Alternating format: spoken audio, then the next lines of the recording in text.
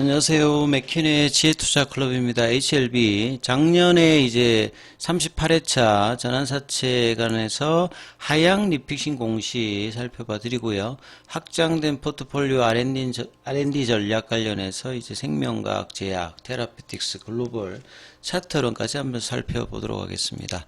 자, 공시 내용은 이제 5시 넘어서 오해 나왔던 부분들인데요. 전환사채의 리픽싱 관련되는 부분입니다. 38회차고요. 작년도 이제 3월 달에 발행되었던 부분입니다. 해차로 이제 38회차고 전환사채 만기는 이제 3년이니까 2027년도라고 보시면 될 것 같고요. 발행 이후 이제 3개월마다 리픽싱 과정을 이제 거치는데요. 이번에 이제 시가 하락으로 주가 떨어져서 전환가액의 행사가액 조정이 있습니다. 그래서 조정전 전환가액이 79,670원에서 조정 후에 전환가액은 55,769원 정도가 됩니다. 최저 조정 한도까지 이제 내려간 거죠. 이제 더 이상 이제 조정은 되지를 않고, 최고 이제 조정 한도가 79,670원인데 최저 조정 한도로 이제 내려갔던 하향 리피싱이고요. 그러다 보니까 조정전 전환가액 주식 수가 71만 주에서 이번 하향 리피싱 되면서 100만 주대로 거의 한 30만 주 정도가 500 이슈로 더 이제 증가되는 어떤 흐름이다. 이렇게 이해를 하시면 될 것 같습니다. 자, 그래서 이제 이 부분들 전환사채 같은 경우는 사모 형태로 이제 작년도에 발행됐기 때문에 개인 투자자들이나 이제 이런 어떤 전문 LP 쪽으로 이제 발행이 된 부분입니다. 그래서 자금 조달의 목적 관련되는 부분은 운영자금입니다. 운영자금이니까 장기적으로 이제 뭐 기업 가치 정대에 있는 게 아니라 뭐 R&D 비용이라든지 뭐 급여 관련되는 부분 요쪽으로 이제 운전자금 형태로 이제 뭐 사용되는 어떤 부분인데 이렇게 보시면 될 것. 그래서 이제 여기 이제 투자되었던 뭐 전환사채 같은 경우에는 주식이 올라가게 되면 뭐 매도로 나올 수 있는 뭐 그런 어떤 성격을 가진다라고 보시면 되겠습니다. 그래서 이 전환사채 발행 관련되는 부분은 3호이고 전환가액은 발행 당시에는 79,670원에 전환을 할 수 있는 부분인데 그 행사가액 자체가 5만원대로 이제 내려왔다. 그래서 이제 특정인 관련해서 사채 발행 대상 관련되는 부분을 보시게 되면 뭐 한투라든지 미래에셋, 뭐 포르가 이런 이제 뭐 VC라든지 기존 이제 LP 쪽으로 이제 갔던 부분들이 있고요. 그 다음에 뭐 개인 투자자로 HLB 쪽에 많이 투자를 하는 여기에 뭐 특별하게 보면 이제 소시섭씨가 있는 게 이제 좀 특징적이죠. 최근에 이제 넷플릭스 강장으로 지난주 이제 공개하면서 뭐 HLB하고 인연이 있는 소시섭 쪽도 이제 한 10억 정도가 투자가 돼 있는 전환사채다.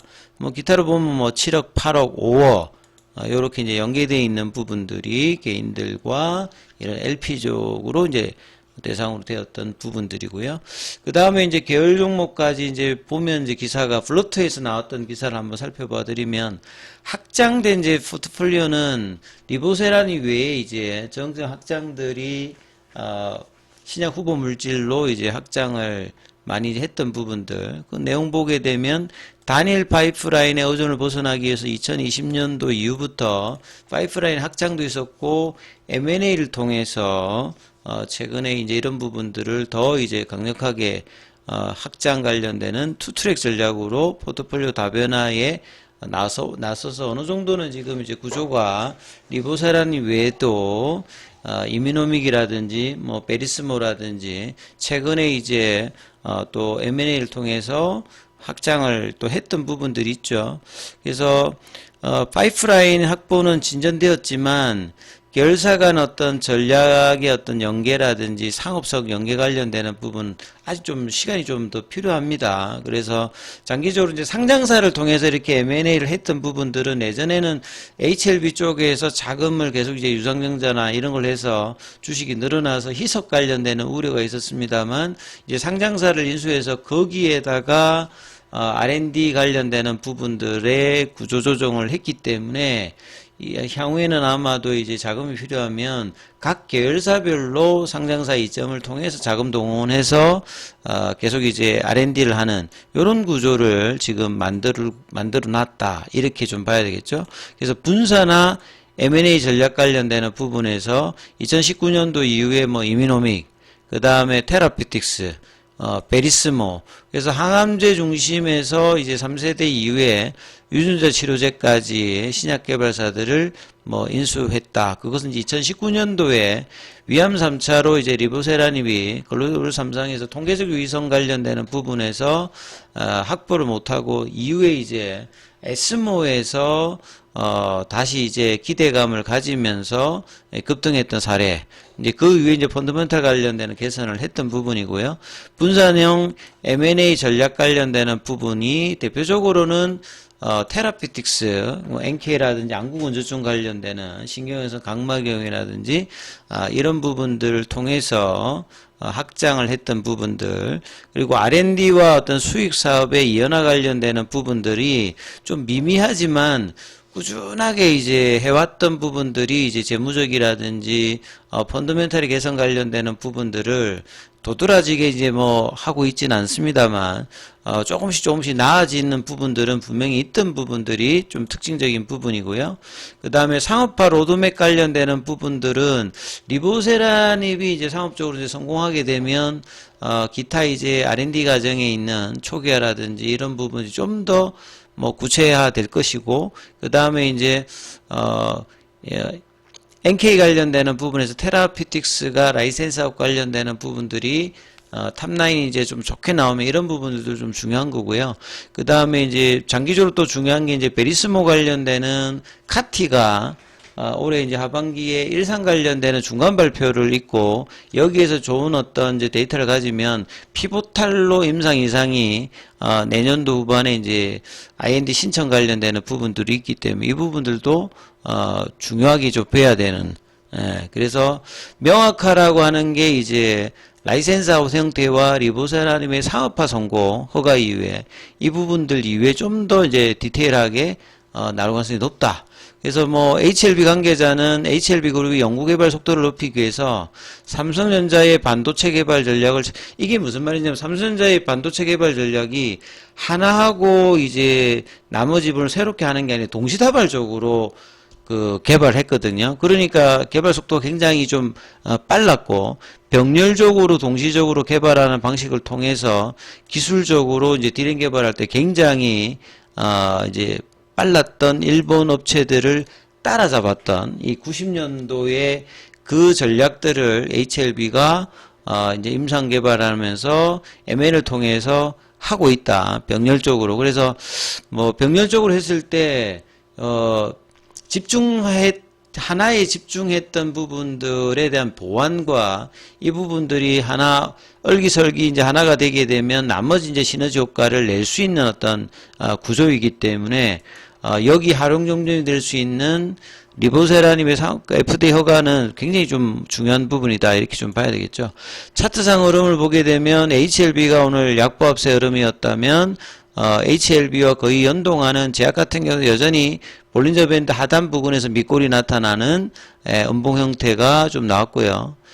그 다음에 뭐 테라피틱스 같은 경우에는 지금 락업 과정과 이제 탑라인 발표를 앞두고 있는데 이번 주나 다음 주 정도 되면 데이터 클리닝 이후에 락업 기사가 뜰 가능성이 높습니다. 최근에 이제 라이센스 아웃이라든지 이런 어떤 이제 모멘텀을 가지고 있는 이 코스닥의 이제 제약바이오 업체들이 강력한 어떤 상승을 보여줬기 때문에 이 테라피틱스가 이번 주나 다음 주에 데이터 락업 과정에 들어간다면 데이터 락업 이후에 한 2주 정도 있다가 탑라인 발표가 나오기 때문에 이 모멘텀이 HLB 전체 주가에도 영향을 미칠 수 있는 중요한 어떤 모멘텀이기 때문에 락업 관련되는 부분이 기사가 언제 뜨는지 그 이후에 탑라인이 좋다라고 하면 라이센스업 기대감으로 주가에 급등 관련되는 부분들이 나올 수 있는 어떤 지금 이제 기간들이다 이렇게 좀 봐야 될 거고요. 글로벌 같은 경우에는 여전히 이제 뭐 거래량은 작습니다. 예, 좁아져 있는 스퀴즈되어 있는 볼린저 밴드 에서 이제 21선 부근 정도 흐름을 나타나고 있기 때문에 여전히 이제 거래량 부족이 2달 넘게 좀 진행되었기 때문에 6월 달에는 이런 부분들이 해소가 좀 되는지가 굉장히 중요합니다. 그러니까 HLB 같은 경우에는 2023년도에 5월달에 NDA 신청하고 난 다음에 요런 과정이 좀 있었죠. 그러니까 5월달에 NDA 신청 과정이 의외로 또 거래량이 줄면서 7월달에 파일링 통과를 했을 때도 순간에 거래량 올랐습니다. 여전히 거래량이 줄었거든요.